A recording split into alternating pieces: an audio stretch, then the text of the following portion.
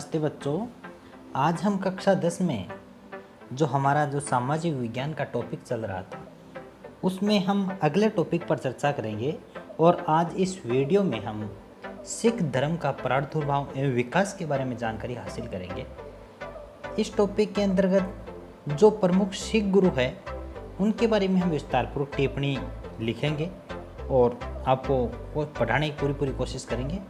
और आप इस वीडियो को पूरा देखें और समझने का प्रयास करें। और जहाँ भी आपको कुछ कमी लगे या कुछ समझ में नहीं आता है तो आप मेरे को बता दिया करो, मैं आपको अच्छी तरह से समझाने की कोशिश करूँगा। और जो वीडियो बनाता हूँ मैं उससे आपको फ़ायदा होगा, नुकसान नहीं होगा, क्योंकि आप बुक से पढ़ते हो उनसे ज़्यादा आप वीडियो के माध्यम से अच्छी तरह से समझ सकते हो। और आप वीडियो को यूं ही देखते रहे। दोस्तों, अब हम इस अध्याय की शुरुआत करते हैं। हम सबसे पहले गुरु नानक देव के बारे में चर्चा करेंगे, जो सिखों के प्रथम गुरु थे। 13वीं सदी के प्रारंभ से ही पंजाब में मुस्लिम राज्यों की स्थापना हो गई। मुस्लिम शासकों ने मजहबी राज्यों की स्थापना के अंतर्गत मुस्लिमों को उच्च स्थान एवं हिंदुओं को दूसरे दर्जे का स्थान दिया। दिल्ली सल्तनत की मजहबी कट्टरता नीति से संघर्ष प्रारंभ हुआ। देवालयों के स्थान पर मस्जिदों का निर्माण आम बात थी। असहिष्णुता एवं घृणा का वातावरण बनता जा रहा था। ऐसे वातावरण में 15 अप्रैल सन 1469 को गुरु नानक देव का जन्म हुआ। इनका विवाह सुलखनी के साथ हुआ। गुरु नानक की अध्यात्म के प्रति रुचि अधिक थी। नानक ने मानुष की जात सबे एक इसी तत्व का प्रचार करते हुए भारत भ्रमण किया। इनकी इस तरह की यात्राओं को उदासिया कहा जाता है। गुरु नानक देव की शिक्षाएं प्रमुख थी। एक ईश्वर में विश्वास, नाम की महानता और उपासना, गुरु की महानता इत्यादि थी। मानव को शुभ कर्म करने पर बल दिया तथा जाति पाति ऊंच नीच का विरोध कर समाज सुधार का कार्य किया। उनका कहना था कि कर्मादे होगणे नवीणे, जाति किसे पूछनी नहीं। यह इनका प्रमुख कथन था। जपूजी, पट्टी, आरती, रहीराम एवं 12 मारा इनकी प्रसिद्ध रचनाएं हैं। सिख धर्म का प्रवर्तन कर गुरु नानक ने विश्व के धर्म सुधारकों एवं समाज सुधारकों में अपना स्थान बना लिया। गुरु नानक देव की शिक्षाओं को स्पष्ट करने का कार्य गुरु अंगद ने किया, जो नानक के प्रमुख शिष्य थे। उन्होंने इस हेतु गुरुमुखी लिपि का विकास किया। नानक देव की वाणी को गुरुवाणी के नाम से लिपिबद्ध करवाया। लंगर प्रथा का प्रचलन, सत्संग के केंद्र मंदिर की स्थापना, गुरु ग्रंथ साहिब का संकलित करवाना आदि महत्वपूर्ण कार्य किए। सन 1552 को गुरु अंगद की मृत्यु व्यास नदी के किनारे हुई। शिष्य अमरदास को नया गुरु बनाया। उन्होंने लंगर प्रथा, मंजी प्रथा को कठोरता से लागू किया। वैसाखी का त्यौहार बनाया एवं सत्य प्रथा का विरोध किया। बादशाह अकबर भी उनके दर्शन करने गोइंदवाल स्थान पर आया। गोइंदवाल स्थान गुरु अमरदास के कारण तीर्थ स्थान माना जाता है। दोस्तों, इसमें हमने गुरु नानक देव और गुरु अंगद के बारे में हमने जानकारी हासिल की है। और अब हम गुरु रामदास के बारे में भी जानकारी हासिल करेंगे। दोस्तों, इसी कड़ी में हम अगले सिख गुरु रामदास जी के बारे में चर्चा करते हैं। गुरु रामदास जी ने धार्मिक केंद्रों की संख्या को बढ़ाया और 500 बीघा जमीन पर विशाल सरोवर बनाया, जो अमृतसर कहलाया। सिखों का विख्यात नगर अमृतसर इसी नाम से है। यहाँ के शक्तिशाली समर्थ किसान सिख धर्म के अनुयायी बने। गुरु रामदास के कहने पर हरिद्वार यात्रा पर लगने वाला कर अकबर ने हटाया।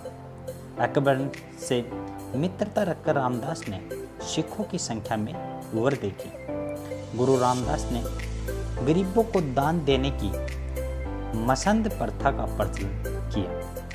अब गुरु सतगुरु के साथ साथ सच्चा पातशाह भी कहलाने लगा। दोस्तों, अब हम सिखों के 5वें गुरु अर्जुन देव के बारे में अध्ययन करेंगे। ये सिख धर्म के सच्चे संगठनकर्ता सिद्ध हुए। धार्मिक अधिकारों के साथ राजनीतिक अधिकार से भी गुरु को संपन्न किया। मुगल सम्राट जहांगीर के विद्रोही अमीर खुसरो को आशीर्वाद देने से जहांगीर ने अर्जुन देव को प्राणदंड दिया। आदि ग्रंथ का संकलन, मसंद प्रथा को सोनित स्वरूप प्रदान करना, धन संग्रह हेतु विदेशों में अनुयायी भेजना ऐसे कार्य थे जिनसे सिख धर्म आर्थिक दृष्टि से आत्मनिर्भर हुआ। गुरु अर्जुन देव का प्राण बलिदान सिखों में सैन्य शक्ति के रूप में शक्तिशाली बनने का बदलाव लिया। गुरु अर्जुन देव का शहीद हो जाना सिख धर्म के इतिहास की एक युगांतरकारी महान घटना थी, जिससे शांति प्रिय सिख संघर्ष प्रेमी हो गए। सिख अब एक सैनिक संघ भी बन गया। हम सिख गुरु अर्जुन देव के पुत्र गुरु हरगोविंद सिंह के बारे में अब अध्ययन करेंगे।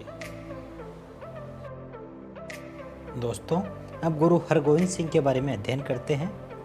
गुरु अर्जुन देव का पुत्र गुरु हरगोविंद सिंह 1606 से 1645 ईस्वी तक सिख गुरु बने। इन्होंने शैली ऊन की माला की जगह 2 तलवार धारण की। एक तलवार पीरी धार्मिक गद्दी एवं दूसरी मीरी राजनीतिक पदवी की प्रतीक थी।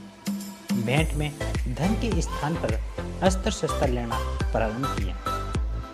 हरगोविंद के पास एक भवन बनाया, जिसमें एक ऊंचा तख्त बनाया, जिसका निर्माण 1699 ईस्वी में हुआ। इसे अकाल तख्त कहा जाता है। यह सिखों की राजनीतिक प्रभुत्व का प्रतीक बनकर उभरा।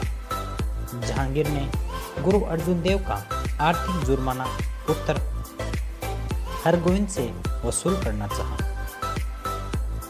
और इनकार करने पर गुरु हरगोविंद को जेल में बंदी बनाकर ग्वालियर के किले में रखा।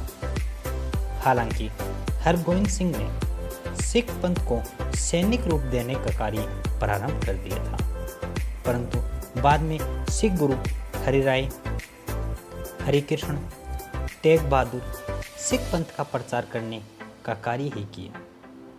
तेग बहादुर द्वारा मजहब स्वीकार न करने पर औरंगजेब ने उनका सिर कटवा दिया। उनके लिए लिखा गया है कि सिर दिया पर सार नहीं दिया। दिल्ली में उनका स्मारक चांदनी चौक में शीशगंज गुरुद्वारा के नाम से प्रसिद्ध हुआ। दोस्तों, अब हम सिखों के 10वें और अंतिम गुरु गुरु गोविंद सिंह के बारे में जानकारी हासिल करते हैं। गुरु गोविंद सिंह गुरु तेग बहादुर के पुत्र थे। ये सिखों के 10वें और अंतिम गुरु हुए। पंजाब पर औरंगजेब के अत्याचारों का विरोध करने हेतु उन्होंने शस्त्र एवं शास्त्र शिक्षा हेतु शिक्षण केंद्रों का विकास किया। इससे सिख संप्रदाय सक्षम बना। लाहौर के सूबेदार को नदौन के युद्ध में भी इन्होंने पराजित किया। सिखों को सुसंगठित करने, उनकी कुरीतियां मिटाने एवं नव चेतना जागृत करने के उद्देश्य से सन 1699 ईस्वी में उन्होंने खालसा पंथ की स्थापना की। बलिदानी 5 भक्तों द्वारा पंज प्यारों, पाहुल एवं अमृत छकाना की नई प्रथा प्रारंभ की। खालसा पंथ के सिखों को 5 ककार अर्थात कड़ा, केस, कच्छ, कृपाण और कंगा रखना आवश्यक था। औरंगजेब से युद्ध की आशंका के कारण उन्होंने सन 1699 ईस्वी में आनंदपुर साहिब में एक सैनिक केंद्र खोल दिया। गुरु गोविंद सिंह धार्मिक स्वतंत्रता एवं राष्ट्रीय उन्नति का ऊंचा आदर्श रखते हुए सिखों के उत्कर्ष में लगे। सन 1705 ईस्वी में मुगलों के आक्रमण के कारण उन्हें आनंदपुर छोड़ना पड़ा। आनंदपुर से छूटे दोनों पुत्रों जोरावर सिंह व फतेह सिंह को कैद कर सरहिंद के किले के दीवार में जिंदा चुनवा दिया। परंतु उन्होंने धर्म परिवर्तन नहीं किया। चमकौर के युद्ध में अपने अन्य 2 पुत्रों अजीत सिंह और जुझार सिंह शहीद हुए। खुरदाना के संघर्ष में 40 सिखों ने वीर गति प्राप्त की। उन्हें मुक्ता एवं स्थान को मुख्तार कहा गया। गुरु गोविंद सिंह आनंदपुर से अंततः तलवंडी पहुँचे, जहाँ 1 वर्ष तक उन्होंने साहित्य लेखन का कार्य किया। औरंगजेब के निमंत्रण पर वे मिलने जा रहे थे, तभी उन्हें औरंगजेब की मृत्यु का समाचार मिला। 1 अक्टूबर 1708 ईस्वी में अंत में गुरु गोविंद सिंह परलोक सिधार गए। दोस्तों, आज इस अध्याय में हमने प्रमुख सिख गुरुओं के बारे में पढ़ा। अब इस अध्याय को हम समाप्त करते हैं। दोस्तों, हमें पूरी आशा है कि आपको यह अध्याय समझ में आ गया होगा। धन्यवाद दोस्तों।